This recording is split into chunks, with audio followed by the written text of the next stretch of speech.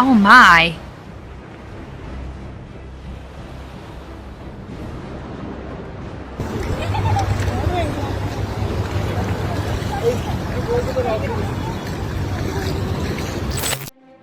Le livre de l'Apocalypse est rempli de prophéties sur les événements qui se produiront avant, pendant et après le retour de Jésus sur terre. Mais il en existe une en particulier qui est différente de tout ce que le monde a déjà vu. Et même les scénaristes les plus créatifs et les auteurs de science-fiction ne seraient pas capables de créer quelque chose d'aussi extraordinaire et en même temps aussi effrayant. La Bible dit que lorsque cette prophétie se réalisera à la fin des temps, de nombreuses personnes se repentiront d'avoir rejeté Dieu et son amour. Elles crieront à la miséricorde et au pardon, mais cela ne sera plus disponible.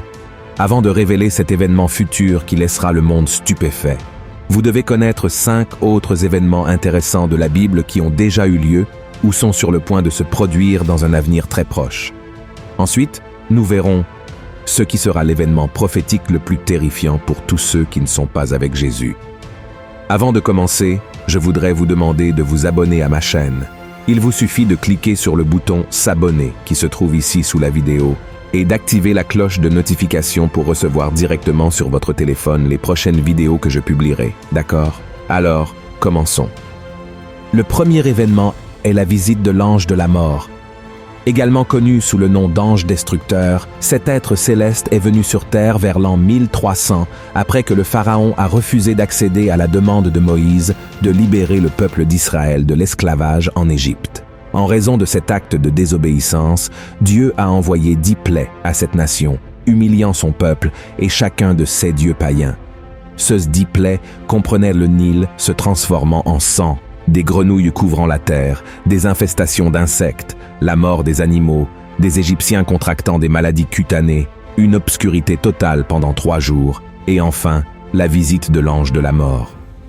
Après 9 refus du pharaon de libérer les Hébreux de l'esclavage, Dieu dit à Moïse d'ordonner au peuple de mettre le sang d'un agneau sur le linteau des portes, car ainsi l'ange de la mort n'entrerait pas dans ces maisons et il saurait exactement où il devrait entrer pour punir les Égyptiens.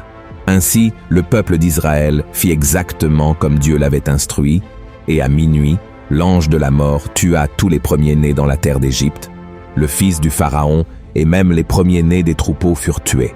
Quand le peuple d'Égypte se réveilla pendant la nuit et vit ses fils morts, ils se lamentèrent profondément.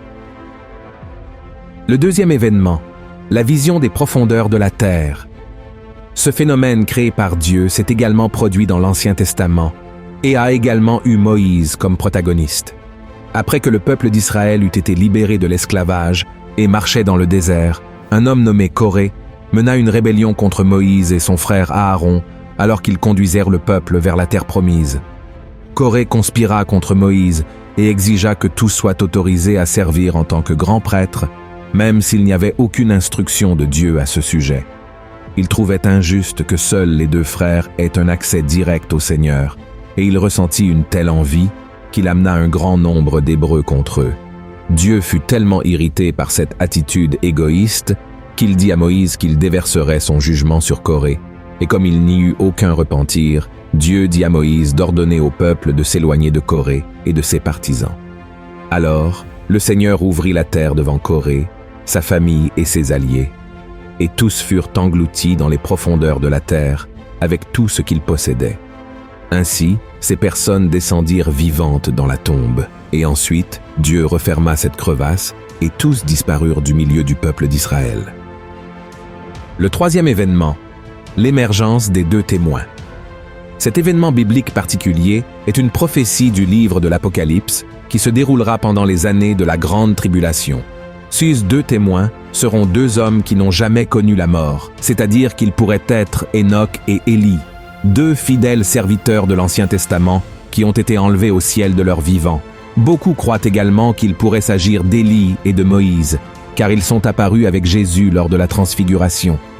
L'essentiel est que ces 2 serviteurs de Dieu recevront un pouvoir surnaturel du Seigneur pour accomplir des choses incroyables. Ils apparaîtront lorsque le monde sera sous la domination démoniaque de l'Antéchrist. Ils seront vêtus de toile de sac, un tissu épais généralement fait de poils de chèvre, et prophétiseront dans le monde pendant 1260 jours, soit 3 ans et demi. Ces hommes seront haïs par l'humanité, car ils prêcheront l'évangile de Jésus-Christ à un monde qui sera totalement aveugle et spirituellement fermé. Certains écouteront, mais beaucoup ne prêteront pas attention à leur message. D'autres seront furieux et les attaqueront, mais la Bible est très claire. Si quelqu'un tente de leur nuire, le feu sortira de leur bouche et consumera leurs ennemis. Cela sera un spectacle extraordinaire à voir, car je n'ai aucun doute que l'Antéchrist gouvernera le monde et ne voudra pas que quiconque adore le seul et vrai Dieu vivant de la Bible. Il fera tout en son pouvoir pour attaquer ces 2 témoins. De plus, ces 2 hommes de Dieu auront le pouvoir de fermer le ciel afin qu'il ne pleuve pas pendant tout le temps où ils prophétiseront, de la même manière qu'Élie l'a fait lorsqu'il a défié le roi Achab et la reine Jézabel. Ils auront également le pouvoir de transformer les rivières et les océans en sang et de frapper la terre de toutes sortes de fléaux chaque fois qu'ils le voudront. Ainsi, ces 2 témoins prêcheront avec autorité dans le monde. La puissance de Dieu sera si forte sur eux qu'ils seront littéralement intouchables, et cela se poursuivra jusqu'à Apocalypse chapitre 11, où la Bible dit qu'après 3 ans et demi, la bête qui monte de l'abîme combattra avec eux, les vaincra et les tuera. Leurs corps resteront étendus dans la rue principale de la grande ville, qui sera appelée Sodome et Égypte, au même endroit où Jésus a été crucifié, et pendant 3 jours et demi, tous les peuples, tribus, langues et nations les regarderont, mais personne ne sera autorisé à les enterrer. Les habitants de la terre célébreront la mort des 2 prophètes qui les ont tant tourmentés et échangeront des cadeaux en signe de célébration. Cependant, 3 jours et demi plus tard, le Seigneur insufflera l'esprit de vie dans les 2 témoins morts et ils se lèveront, causant la terreur à tous ceux qui ont célébré leur mort. Alors une voix forte viendra du ciel et leur dira « Montez ici » et un nuage les emportera. À ce moment-là, il y aura un grand tremblement de terre qui détruira 1/10 des habitants de cette ville. 7000 personnes mourront, et celles qui resteront seront terrifiées et donneront gloire au Dieu vivant. Le 4e événement, l'Armagédon. La Bible dit que dans les derniers jours du règne de l'Antéchrist, Dieu déversera sa colère sur la terre avec des fléaux et des souffrances pour tous ceux qui l'ont renié et ont vécu dans le péché. Même face à ce scénario, les nations ne se repentiront pas et blasphémeront encore contre son nom. Ainsi, à la fin des 7 années de la grande tribulation, Israël sera encerclé par les nations qui se joindront à l'Antéchrist. Dans l'Apocalypse, chapitre 16, l'apôtre Jean raconte que les dirigeants du monde entier se réuniront pour la bataille du grand jour du Dieu Tout-Puissant à un endroit appelé Armageddon. Le mot Armageddon vient du livre des Juges de l'Ancien Testament. À cette époque, le peuple de Dieu était petit devant ses ennemis, mais dans la bataille qui eut lieu sur cette même montagne, ils sortirent victorieux. Et dans le livre de l'Apocalypse, l'apôtre Jean raconte qu'il vit le ciel ouvert et Jésus monté sur un cheval blanc suivi de toutes les armées célestes, et sur sa cuisse était écrit « Roi des rois et Seigneur des seigneurs ». Ensuite, un ange appelle les oiseaux du ciel à un grand banquet où ils mangeront la chair de tous ceux qui sont morts en se levant contre le peuple d'Israël. Mais cette guerre ne sera pas comme les autres qui ont pu durer des décennies. En fait, la bataille de l'Armagédon durera peu de temps, car les ennemis seront écrasés sans aucun effort. Et c'est à ce moment-là que la 7e coupe de la colère de Dieu sera versée sur le monde. Après cet événement, Jésus jettera l'Antéchrist et les faux prophètes dans le lac de feu de l'enfer, et tous les hommes qui les ont servis seront tués et mangés par les oiseaux. Ensuite, Jésus emprisonnera Satan et établira son règne de 1000 ans sur la terre, où il régnera aux côtés de son Église, et aussi avec ceux qui sont morts pendant la grande tribulation, parce qu'ils ne se sont pas prosternés devant l'Antéchrist. L'Armagédon ne marquera pas la destruction de notre planète, comme beaucoup le croient, car selon la Bible, la terre sera la demeure éternelle de tous ceux qui ont reconnu Jésus comme leur sauveur et ont fait la volonté de Dieu. Le 5e événement, le rapt. La Bible dit qu'il viendra un moment où tous les chrétiens qui seront vivants à cette heure précise disparaîtront simplement. Ils seront occupés par leurs activités quotidiennes, travaillant, étudiant ou s'occupant de la maison, quand soudainement ils seront emmenés au ciel. Oui, il y a beaucoup d'incertitudes concernant le rapt. Certains pensent qu'il se produira dès que l'Antéchrist sera présenté au monde, tandis que d'autres pensent que les chrétiens ne monteront au ciel qu'après 3 ans et demi du règne de l'Antéchrist. Et un autre groupe pense que les chrétiens passeront toute la période de la grande tribulation sur terre avant d'être emmenés par Jésus. Quoi qu'il en soit, une chose est certaine, le rapt se produira.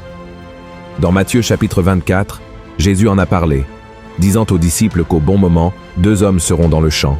L'un sera emporté et l'autre restera. 2 femmes auront une meule en main et l'une disparaîtra. Cela signifie que tout se passera en un instant, secouant le monde et affectant tout le monde.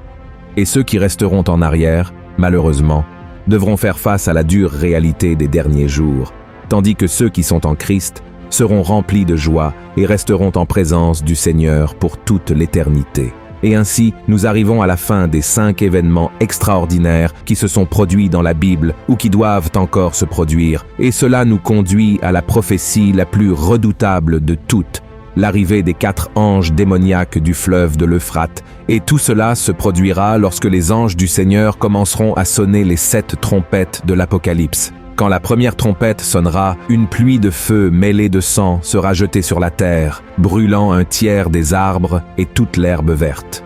La deuxième trompette apportera la chute de quelque chose qui ressemblera à une grande montagne ardente dans la mer, entraînant la mort d'un tiers de la vie marine et la destruction d'un tiers des navires et des embarcations. Avec la troisième trompette, une grande étoile appelée Abîme tombera du ciel, empoisonnant un tiers des eaux et causant de nombreuses morts en raison de l'eau empoisonnée. La quatrième trompette diminuera la lumière du soleil, de la lune et des étoiles d'un tiers, symbolisant une période d'obscurité. Le son de la 5e trompette ouvrira un abîme d'où sortiront des sauterelles qui tourmenteront ceux qui n'ont pas le sceau de Dieu sur leur front. Cet événement est également connu sous le nom de premier malheur, et c'est à la 6e trompette que la prophétie la plus terrifiante de tous les temps commencera à se réaliser. Lorsqu'elle sonnera, 4 anges démoniaques qui ont été chassés du ciel avec Satan et qui sont retenus près du grand fleuve de l'Euphrate seront libérés pour tuer un tiers de l'humanité. Ils dirigeront une armée de millions de cavaliers, provoquant destruction et mort. Et l'apôtre Jean dit qu'il y aura 200 millions de soldats dans cette armée, tous avec des cuirasses rouges, bleu foncé et jaunes. Et leurs chevaux auront des têtes comme celles de lions, et de leurs bouches sortiront du feu, de la fumée et du soufre. Leurs queues seront comme des serpents qui blesseront mortellement les gens. En tout, un tiers des habitants de la terre qui resteront en vie mourront.